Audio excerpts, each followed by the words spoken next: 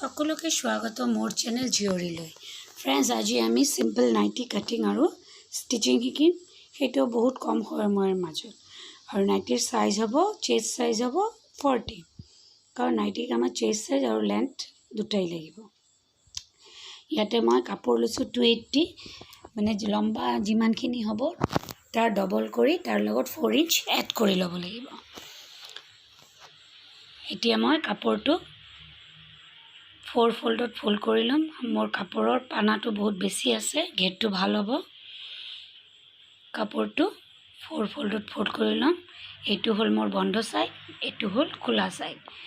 এতিয়া বন্ধ সাইডত 2 ইঞ্চি কৰি আমি এটা মাৰ্ক লগাই ল'ম। তাৰপিছত সেই মাৰ্ক অনুযায়ী আমি কাপোৰটো ফোল্ড কৰি ল'ম, যাতে আমাৰ বাকিখিনি মাৰ্কিং কৰোঁতে সুবিধা হয়।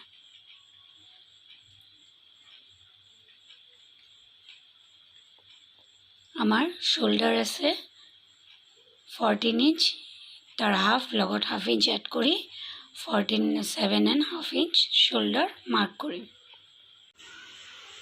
এতিয়া আৰ্ম হোলৰ ডিপ ল'ম। আৰ্ম হোল ল'ম 7 ইঞ্চৰ আৰু চেষ্টৰ মেজাৰমেণ্ট ল'ম।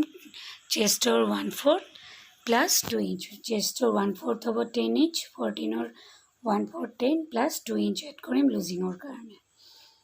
এতিয়া 12 ইঞ্চৰ চেষ্টৰ মাৰ্ক লগাম। এতিয়া ফ্ৰণ্ট আৰ্ম হোলৰ কাৰণে হাফ ইঞ্চ ভিতৰ ফালে মাৰ্জিন দি, এতিয়া বেক আৰ্ম হোল, এইটো ফ্ৰণ্ট আৰ্ম হোলৰ মেজাৰমেণ্ট লগাই ল'ম। আৰু নেক লাইনৰ কাৰণে 3 ইঞ্চত পইণ্ট লগাম আৰু শোল্ডাৰ হাফ ইঞ্চ ডাউন কৰি দিম আৰ্ম হোলৰ ছাইডত।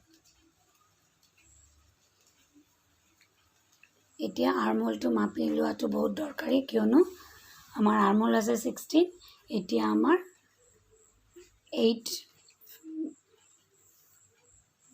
9 ইঞ্চ হ'ব লাগিব আমাৰ ফিটিংছ লাইনলৈকে। ইয়াতে 9 ইঞ্চ আছে। আৰু এতিয়া আৰ্ম হোলৰ পৰা তললৈকে এই শেপত মিলাই দিম। লাইনটো একদম তললৈকে এই শেপত মিলাই দিম।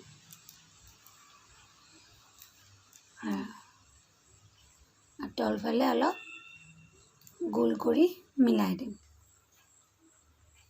এতিয়া কাটিং কৰি দিম। গোটেইখিনি কাটিং কৰি ল'ম। আমি নেকটো পিছত, নেকৰ ডিপটো পিছত কাটিং কৰিম।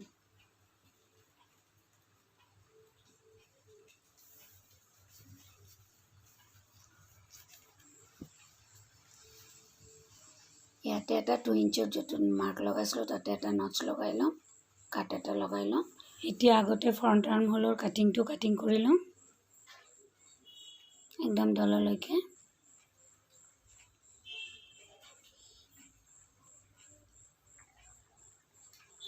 তো কাটিং কৰা হৈ গ'ল।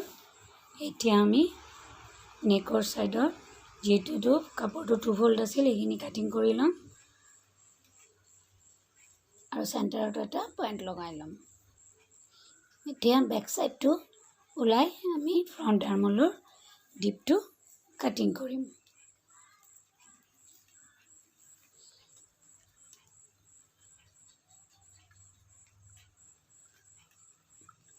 আমাৰ কাটিং কমপ্লিট হৈ গ'ল। আৰু 2 ইঞ্চৰ যিটো মাৰ্ক আছিল সেইটো আমি 8 ইঞ্চত এটা, 6 ইঞ্চত এটা পইণ্ট লগাম।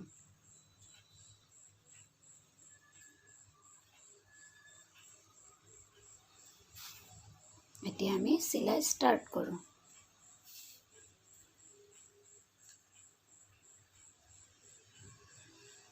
ফাৰ্ষ্ট আমি যিটো পইণ্ট লগালোঁ সেইটো কাটিং কৰি ল'ম, চেণ্টাৰে মিলাই আগতে।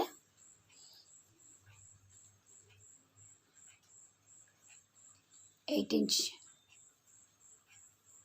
নেক লাইনৰ 6 ইঞ্চ হ'ব আৰু তলৰটো 8 ইঞ্চ হ'ব। আমাৰ নেক আছে 5.5 ইঞ্চ, আমি 6 ইঞ্চ ল'ম আৰু প্লেটৰ কাৰণে আমি 8 ইঞ্চত মাৰ্ক লগাম। আৰু 2 ইঞ্চত য'ত মাৰ্ক কৰিছিলোঁ তালৈকে এটা মাৰ্ক লগাই ল'ম আৰু সেইখিনিলৈকে আমি এটা ষ্টিচ লগাই ল'ম। এতিয়া আমি এটা ৰাউণ্ড ষ্টিচ লগাই দিম প্লেটৰ কাৰণে।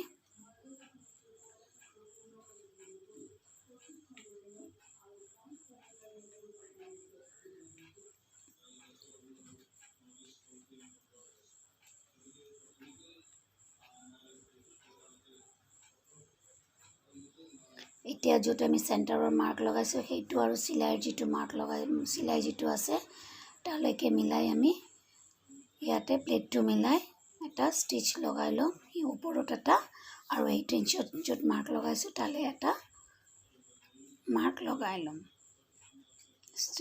ৰাউণ্ড ষ্টিচ দি ল'ম।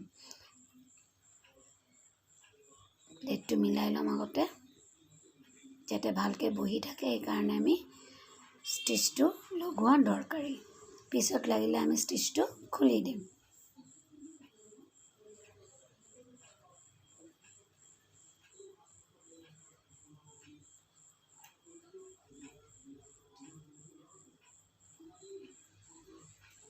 আমাৰ চাহ প্লেটটো বৰ ধুনীয়া হৈছে। এনেকুৱাকৈ আমি বেক পাৰ্টটোৰো 5 ইঞ্চলৈকে এনেকুৱাই 2 ইঞ্চ য'ত মাৰ্ক লগাইছিলোঁ তালৈকে 5 ইঞ্চলৈকে এটা প্লেট বনাই ল'ম।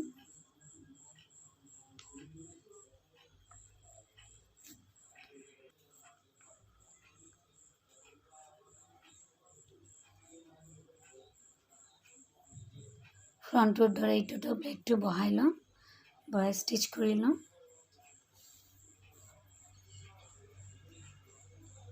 এতিয়া আমি নেক কাটিং কৰিম।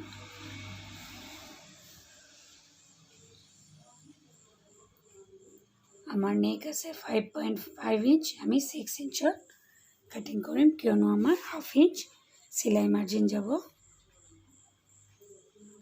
এইটো মই ৰাউণ্ড নেক বনাম, সেইকাৰণে ৰাউণ্ড শ্বেপ দি ল'ম। আপোনালোকে বিচাৰিলে ভি নেক, স্কুৱেৰ নেক দুটাই বনাব পাৰিব বা বেলেগ কোনো নেক হ'লেও বনাব পাৰিব।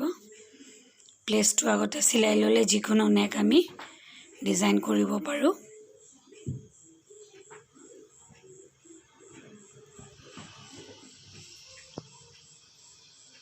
এতিয়া আমি কাটিং কৰি ল'ম।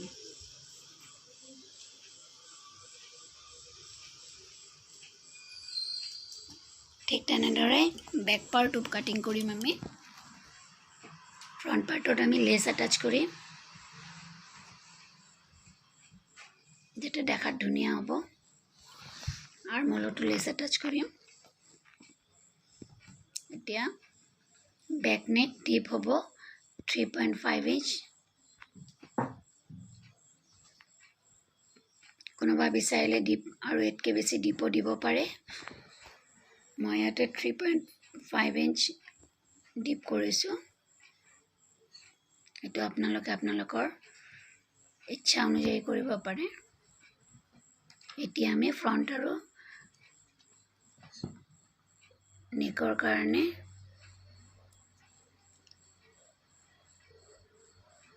পট্টি কাটিং কৰিম। সেইকাৰণে আমি কাপোৰটোক যিটো আমাৰ কাপোৰ বাচিছিলে ছাইডৰ সেইটোৰে ৰুমাল ভাজেৰে কাটিম। ৰুমাল ভাজে কাটি এটা এটাকৈ ষ্ট্ৰিপ 4-5টা ষ্ট্ৰিপ ওলাই ল'ম, কাৰণ আমাৰ স্লিভছতো লাগিব আৰু নেকতো লাগিব। এতিয়া আমি লেছটো এটাচ কৰিম। সৰু সৰু প্লেট দি যাম আমি। দেখাটো ধুনীয়া হ'ব আৰু ৰাউণ্ডটো ধুনীয়াকৈ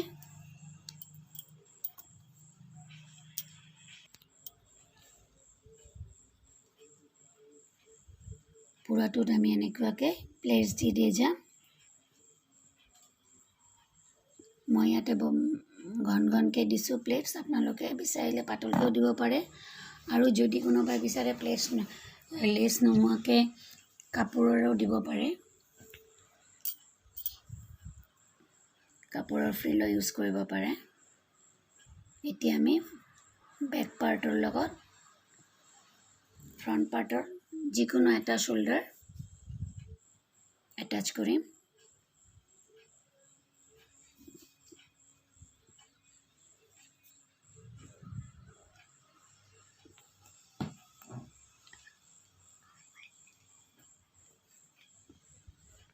এটা শোল্ডাৰ এটাচ কৰা হৈ গ'ল এতিয়া আমি পাইপিং বনাম পাইপিং লগাম আমি পাইপিং উল্টা সাইডৰ পৰা লগাম যাতে আমাৰ পাইপিংটো দেখাত ফিনিশিংটো ধুনীয়া হয় যেটো আমি কাপোৰ কাটি লৈছিলো তেৰা কাপোৰ এইটোৰে আমি পাইপিং লগাম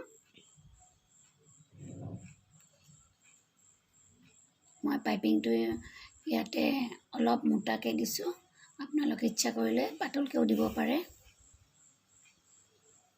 মই লুকসটো ভাল হোৱাৰ কাৰণে অলপ মোটাকে দিছো কিয়নো কলা লেছটো ব্ৰাইটনেছটো আৰু বাঢ়িব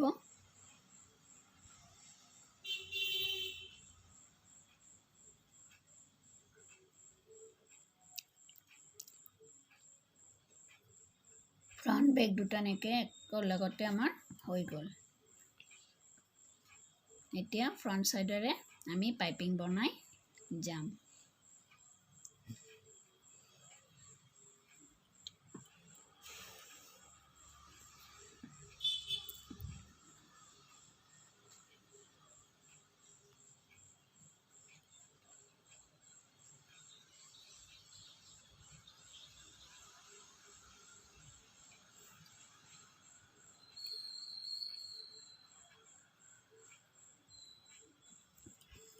পাইপিংটো দিওতে ভালকে সিলাইটো চাব লাগিব যাতে সিলাইটো সিধা হয় ফিনিশিংটো ভাল হয় কাপোৰ সিলোৱাৰ সবতকে ইম্পৰ্টেন্ট কথা হল ফিনিশিং হোৱাটো ফিনিশিং ভাল নহলে দেখা যিমানে কষ্ট আমি নকৰো কিয় ফিনিশিং ভাল নহলে দেখাত কেতিয়াও ভাল হ'ব নোৱাৰে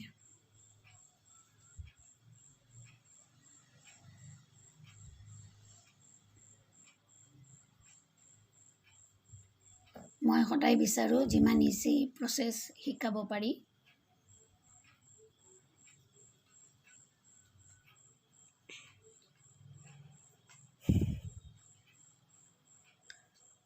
আৰু কাৰোবাৰ মোৰ সিলাই ভাল লাগিলে পছন্দ হলে মোৰ চেনেলটো সাবস্ক্ৰাইব কৰিব আৰু কমেন্ট কৰিব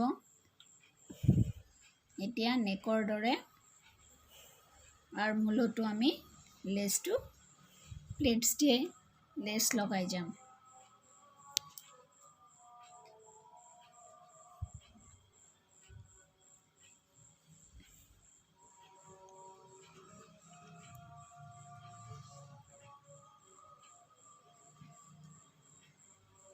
এইটোটো আমি আগৰ দৰে উল্টা সাইডৰ পৰাই পাইপিংটো এটাচ কৰিম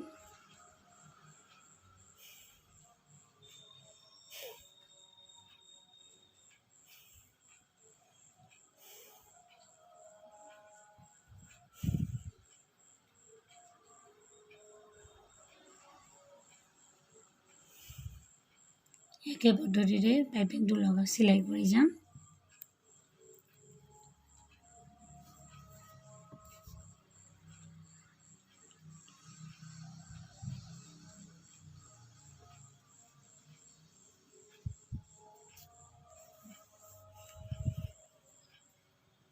আমাৰ স্লিভস আর্ম হলো হৈ গ'ল স্টিচিং এতিয়া আমি ফিটিংস লাইন লগাম মই ইয়াতে 1 ইঞ্চ 2 ইঞ্চ আমি এক্সট্ৰা লৈছিলো 1 ইঞ্চ এৰি দিম কিয়নো এইটো নাইটি অলপ লুজ ফিটিংয়ে ভাল লাগে 1 ইঞ্চত মই ফিটিংস লাইন লগাম আপোনালোকৰ যেটো মাপ থাকিব সেই মাপ অনুসাৰে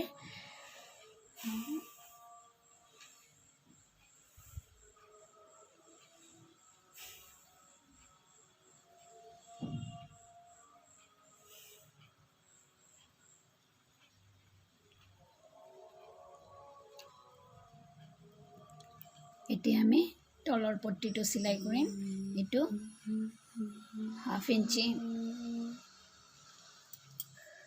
ফোল্ড কৰিম আৰু টোটাল 1 ইঞ্চি আমি পট্টিত লগাম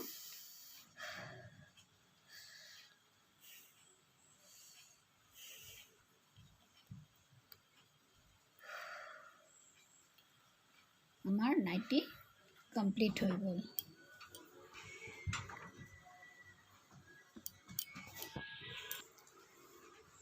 আমাৰ হৈ গ'ল এতিয়া আমি যেটো আগতে প্লেটছত সিলাই দিছিলো এটো আমি খুলি দিম আমাৰ নাইটি ৰেডি হৈ গ'ল। আজিৰ কাৰণে ইয়াতে সামৰিলোঁ। Tech care, bye bye.